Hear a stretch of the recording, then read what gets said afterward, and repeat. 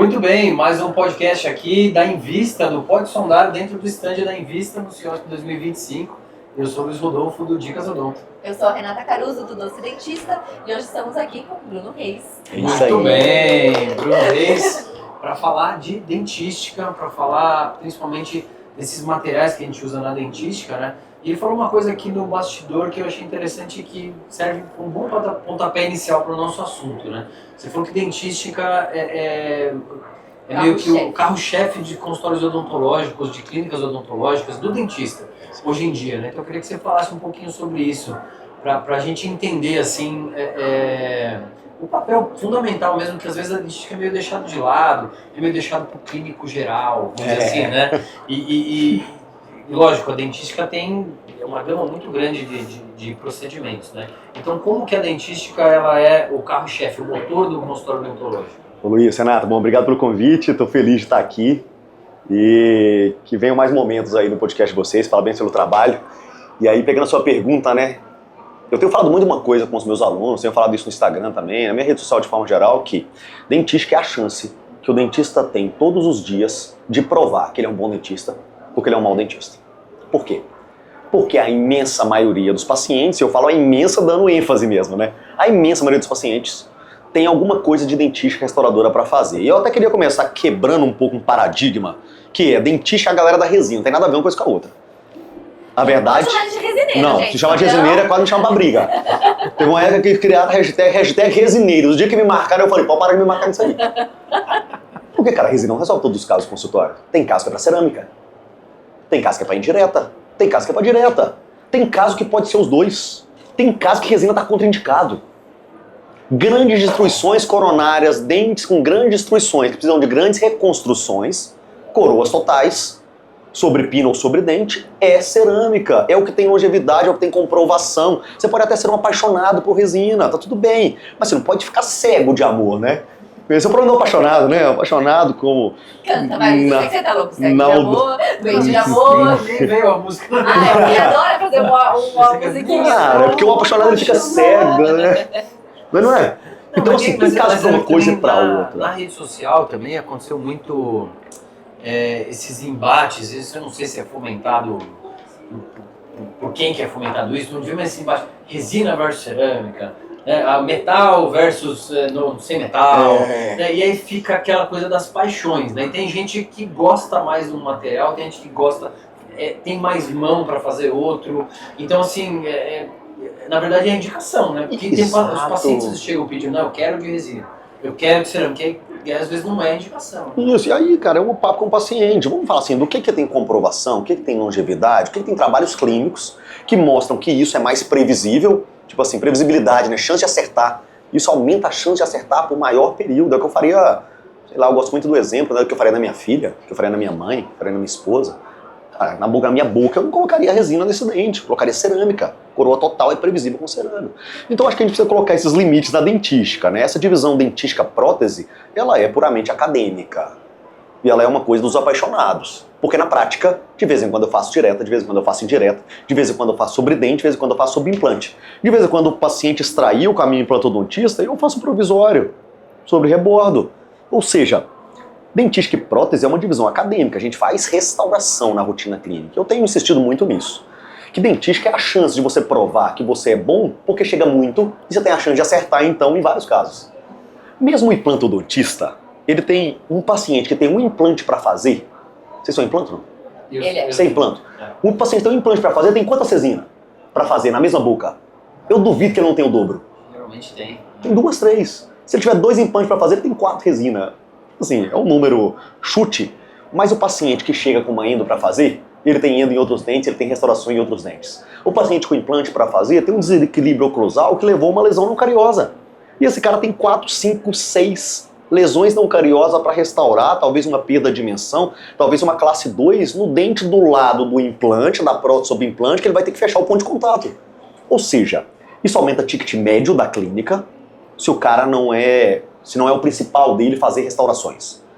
Mas pode ser o principal dele pagar todas as contas dele a vida toda. Eu sustento a minha família, eu não sou filho de dentista, meus pais não têm curso superior, eu saí do interior de Minas Gerais com a cara e com a coragem.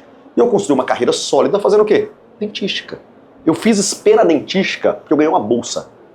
Ou seja, eu não escolhi dentística pra mim. Mais uma vez que ela entrou na minha vida, ela começou a ser bem um pagador de conta da vida toda. E hoje, eu me vejo, depois de 16 anos de formato, fiz mestrado, fiz doutorado, fiz 2 especializações, de falar assim, cara, fica tranquilo, você não precisa fazer harmonização para ganhar dinheiro com odontologia. Ih, polêmica.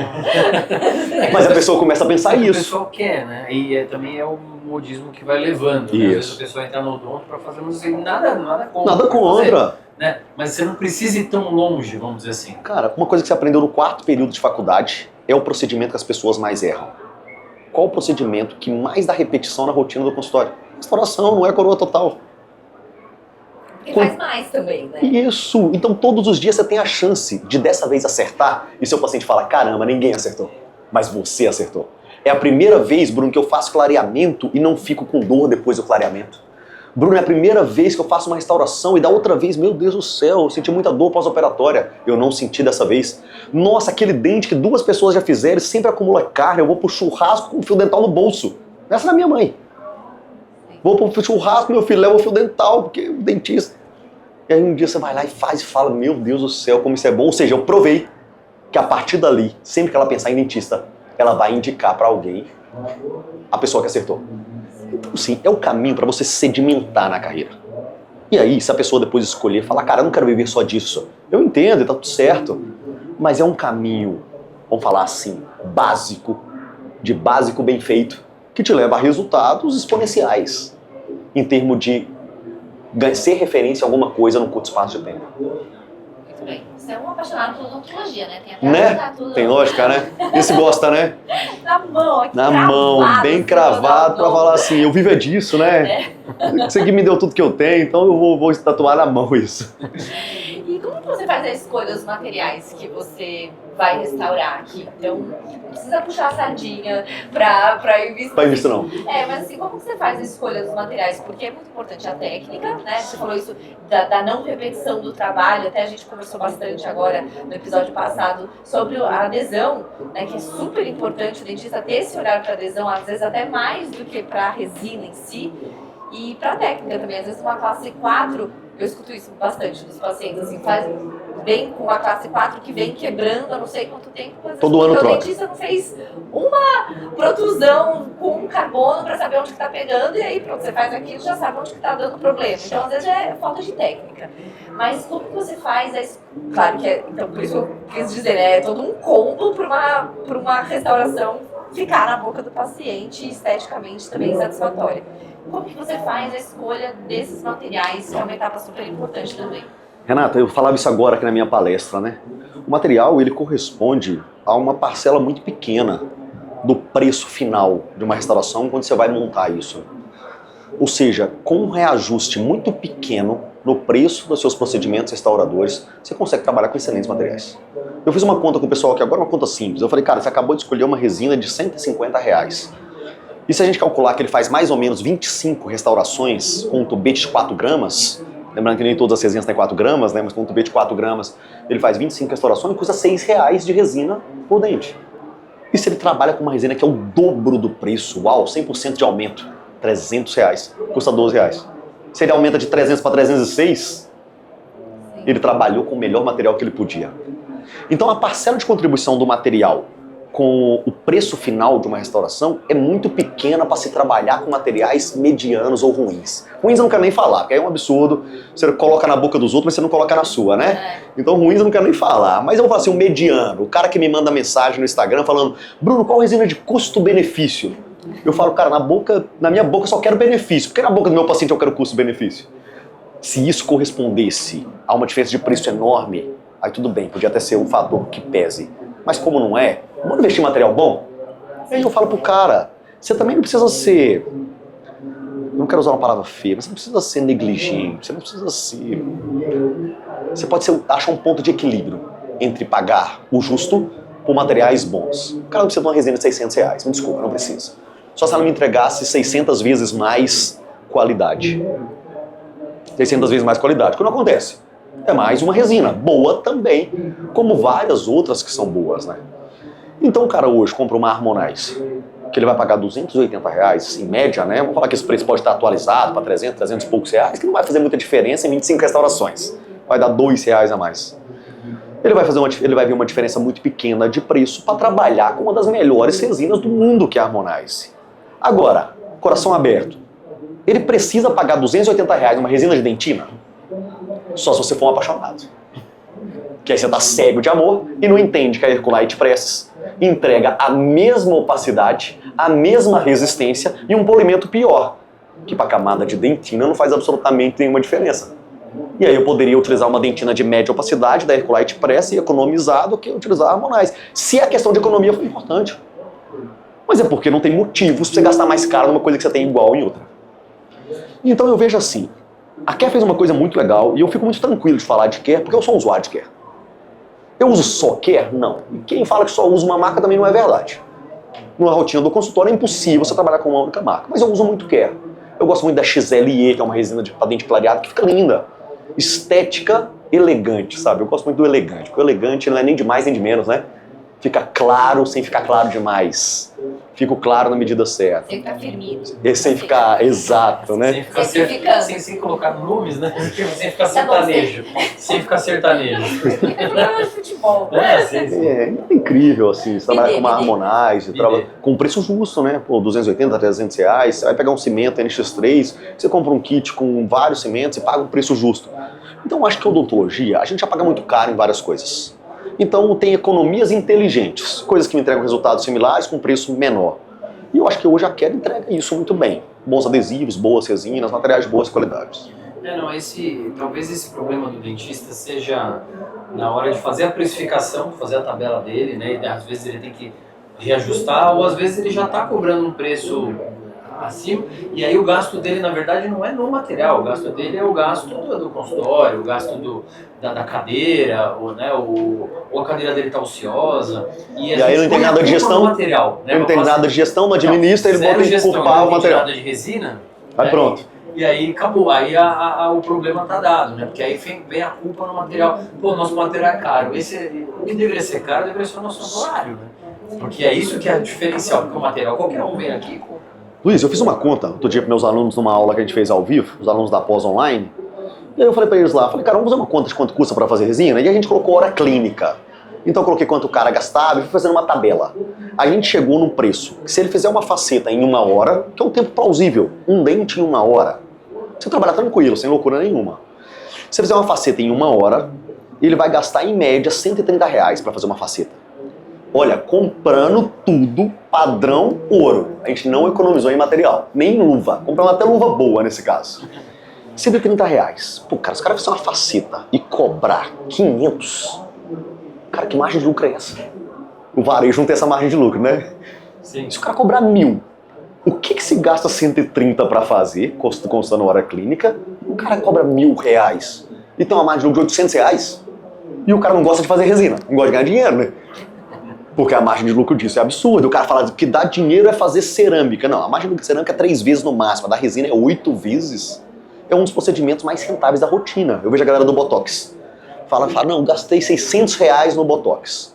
E aí eu cobrei 2.000. Mesmo assim, não chegou nem perto, então, da margem de lucro na resina. Só que você coloca em percentuais, é gigantesca a margem de lucro da resina. E aí, quando você começa a colocar isso em outros procedimentos clínicos, você vê que, na verdade, é porque às vezes as pessoas não fazem a precificação certa, ou ele erra em outros pontos da administração, ou do marketing, ou da captação, e ele começa a ter a sensação que ele não está ganhando dinheiro. Mas a verdade é que a margem de lucro da odontologia é muito boa, gente. A odontologia restauradora ainda mais. Eu falo que a odontologia restauradora, quem está enxergando isso, por mais que pareça algo que todo mundo faz, mas quem está enxergando o quanto é lucrativo e está apostando mais ainda nisso em termos de melhora de qualidade do procedimento, está nadando ainda no Oceano Azul nos tempos de hoje. Que parece que não, agora tem outras coisas mais evoluídas. O bom e básico odontologia restauradora do dia a dia. E o paciente, você falou isso, né? Na minha boca eu não faria, mas eu faria na boca do meu paciente. Eu me lembrei quando eu era recém-formada, fui trabalhar num consultório com convênio, né? Amo convênio. Quem assiste o Pode Sondar sabe quanto a gente adora convênio. Eu imagino. E eu fui trabalhar no consultório assim, e eu tinha uma rixa com a dona, porque eu falava para os pacientes, olha, tinha uma resina que era para os pacientes de convênio e uma resina para os pacientes particulares. Que absurdo. Cara, aí eu falava pros pacientes, eu falava assim, olha, tem diferença, tá? Tem diferença da qualidade da resina e faz essa daqui que vai ser melhor, né? E aí eles acabam confiando muito mais. Então eles saíram do convênio, mesmo pagando convênio, eles pagavam particular, eles falavam, cara, na minha boca eu prefiro pagar um pouco a mais, né? Ou pagar o valor que eu devo pagar, para eu ter um material de qualidade que eu não vou precisar refazer esse trabalho. Ter a dor de cabeça de eu estar no churrasco e sair a minha resina no meio da galera ali. Então, assim, eu acho que essa parte também da honestidade do dentista em utilizar um material bom no paciente, mesmo que ele utilizaria na própria boca, acho que isso faz toda a diferença. Então, O Bruno acabou de provar que não faz muita diferença. Né? Assim, Mas olha só como tem é uma economia burra do dentista, né? E olha só, como você falou, uma coisa que tem um peso gigantesco, que é comunicação. Se alguém me perguntasse, Bruno, o que é a principal habilidade que eu preciso ter lá na rotina do consultório? Eu vou falar, cara, a habilidade de fazer bem é sua obrigação, tá? Sim. Agora, se tem uma habilidade para você desenvolver e investir muito nela, comunicação, acolher, explicar e convencer. É o que você fazia com seu paciente. Ele se sentia acolhido, cuidado por você, vendo a sua transparência, a sua honestidade, e falava, cara, você vai ser minha dentista. Sim. E eu vou pagar o mais caro. Por uma questão de comunicação, mas olha o quanto ainda tem bons profissionais que pecam ainda nesse sentido. E aí o cara começa a achar que é a odontologia que está saturada, que é a odontologia que não dá dinheiro. Mas as pessoas às vezes têm dificuldade de olhar para elas mesmas, né? E eu reconheço isso, que eu fui errado nisso durante muito tempo. Mas aí a partir do momento que alguém falou, ei, comunicação, Bruno, bora acertar isso aqui? Você fala, bom, isso aqui fez diferença para mim? Então bora comunicar isso agora com as pessoas, né? Isso é bacana. E a tal técnica de uma espátula só, né? Que a gente não falou, mas não dá tempo de falar. Né? Então você tem essa técnica que você utiliza, então se puder falar pra gente também, acho legal.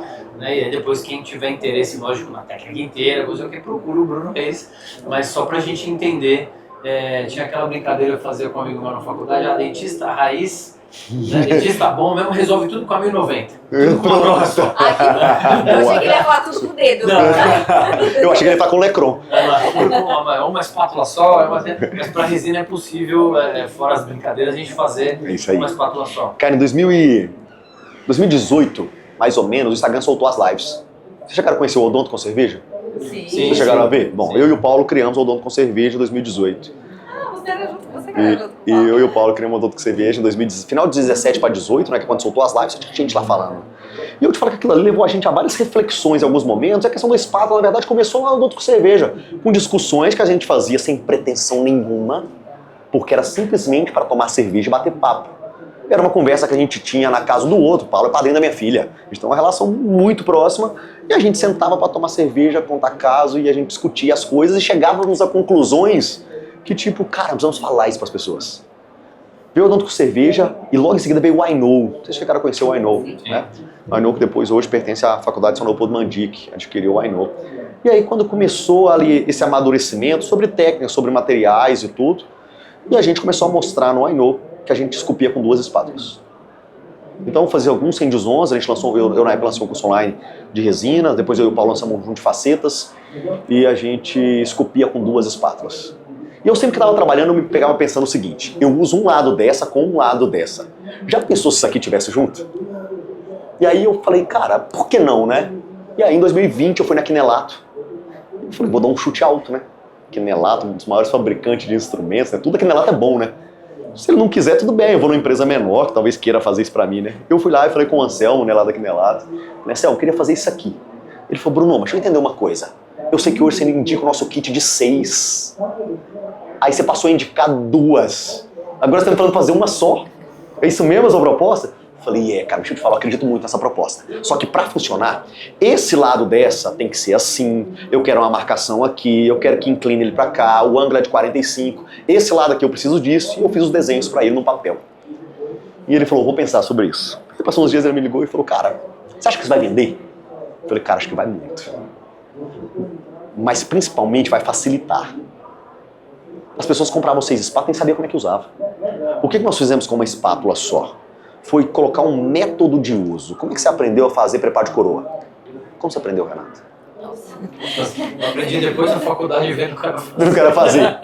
Mas não tinha passo a passo? O meu já passo a passo, a prótese era forte na minha faculdade. Começa com a 10-14 na cervical. Depois faz suco de orientação, não era assim? Depois une o suco de orientação. Depois separa os dentes. E aí você tinha aquele passo a passo. Como é que a gente aprendeu a fazer escultura em resina? Esse aqui é o dente, agora é só você fazer igual. Ou alguém falou, pega o incremento, posiciona aqui, faz um movimento para baixo e pro lado. Não, não teve isso. Parece. Foi o Weber. Então, foi o Weber? Talvez com o Weber você teve um bom professor, mas a maioria dos lugares simplesmente espera que a pessoa tenha talento. E aí começa a atribuir, fazer resina composta às pessoas que já têm facilidade desde a primeira vez, o que está errado, o que é injusto. Na verdade, as pessoas não foram treinadas para fazer resina composta também. Porque não existia um passo a passo de escultura em resina, e fazer cera não ensina ninguém a fazer resina, senão todo dentista fazia resina bem. Porque todo mundo aprende em cera. Quer fazer resina bem? Esculpir em resina. Mas vamos criar um passo a passo, e o passo a passo vai ser assim. A pessoa vai começar com esse lado da espátula. Ela vai pegar um incremento, fazer tal formato, vai medir, porque a espátula tem uma reguinha, vai medir um incremento com essa largura e esse volume, e vai posicionar ele nessa região cervical. Agora ela vai pegar esse lado da espátula, que parece uma colher, um lado dela, tem uma marcaçãozinha. Ela vai inclinar acima da marcação 45 em relação ao longo eixo do dente e fazer um movimento de papila a papila. Passo número 1. Passo número 2. Ela vai mudar a angulação da espátula paralela ao longo eixo do dente. Agora ela vai pressionar o centro da resina e vai fazer um movimento deslizando para baixo. Ela vai repetir esse movimento até chegar aqui, sendo que tem que ser essa parte da espátula apoiada desse jeito. Sim. E aí eu escrevi um livro que se chama o Método One. Por quê? Que era feito com espátula só. Sim. Que foi publicado com a Santos Pub Editora, que foi meu segundo livro. Hoje tem lançamento do terceiro, tá? Lá na Mixpac, 6h30 vocês estão convidados. Legal. Mixpac já foi nossa patrocinadora do podcast. Já foi? Já. Depois eu te mostro o livro, tá aqui. O terceiro livro. Então a gente fez o passo a passo, fotografei esse passo a passo, escrevi um livro sobre o passo a passo, gravei os vídeos, enchi o livro de QR Code e falei, cara, isso aqui, qualquer pessoa com habilidade ou não, pode ser o buco maxilo que nunca fez. Pode ser um orto que vive de orto, tem 20 anos que ele não faz uma restauração. Se ele pegar e seguir o passo a passo, vendo a sequência de fotos e depois vendo os vídeos, qualquer pessoa que repetir aquilo ali umas 10 ou 12 vezes, para quem tem dificuldade, vai conseguir esculpir. E a espátula foi o meu jeito de padronizar a sequência. Então ela tem várias marcações e cada marcação é para fazer uma estrutura e cada marcação indica um local de uso. Então tem um método. E eu falo, não quero que quem não entende o método tenha a espátula. Por quê? Porque senão é mais uma. Você vai gastar o dinheiro mais uma vez. Tá lá jogada a espátula na gaveta. Porque o cara vai olhar para aquela marcação e falar assim, pra que tem essa linha aqui? Aí vai comprar a espátula. Ah, essa espátula não dá para esculpir com uma só. Gente, eu tomei muita pedrada. Tomei muita pedrada, ouvi muita bobagem. Vi a galera postar me zoando. Ninguém citava meu nome, mas todo mundo sabia que tava falando de mim. O ano virou piadinha. Método ano virou piada. E hoje, a espátula tá explodida, não acha para comprar porque chega nas dentais e acaba. E todo mundo que segue e os que tinham dificuldade começaram a esculpir. Eu quero que as pessoas comprem espátula, eu ganho dinheiro com espátula de forma alguma. Depois que ela entender a sequência, ela faz com qualquer espátula, não é vinculada à espátula. Igual o preparo de coroa não é vinculado ao uso da sequência de brocas depois que você sabe. Qualquer posição que tiver o dente, se te der uma troncocônica, não importa o número, você faz o preparo de coroa. Mas quando você aprendeu com método. E esse foi o conceito do One. E aí a Quinelato fez a espátula, virou um sucesso, a gente a gente fez refinando a versão, né? Então a gente tá na terceira versão dela, tá bem legal. E em pouco tempo vai vir a One posterior aí. Muito bom. Quem quiser saber toda a técnica, siga o Bruno Reis Procura o Bruno Reis lá nas redes sociais. É isso aí. Né? A gente até passou um pouquinho do tempo, mas valeu a pena, muito boa. A história foi longa, né? Não, mas foi bom. Gente, trazer o pessoal de Uberlândia aqui, Paulo Vinícius. Bruno. É assim, ó, é tipo o odonto com cerveja, versão. Olha, versão chique. a gente podia fazer um odonto com cerveja lá em uma hora dessas aí. Agora vai ser odonto com gin, porque a gente tá aqui, aqui tá mais refinado. Tem que ver se o Paulo vai concordar, porque é muito ácido. É verdade. Então tá bom, gente. Muito obrigada, Bruno, pela presença. E, gente, maratonem aí os episódios aqui na Invista no Celso 2025. Até a próxima e tchau!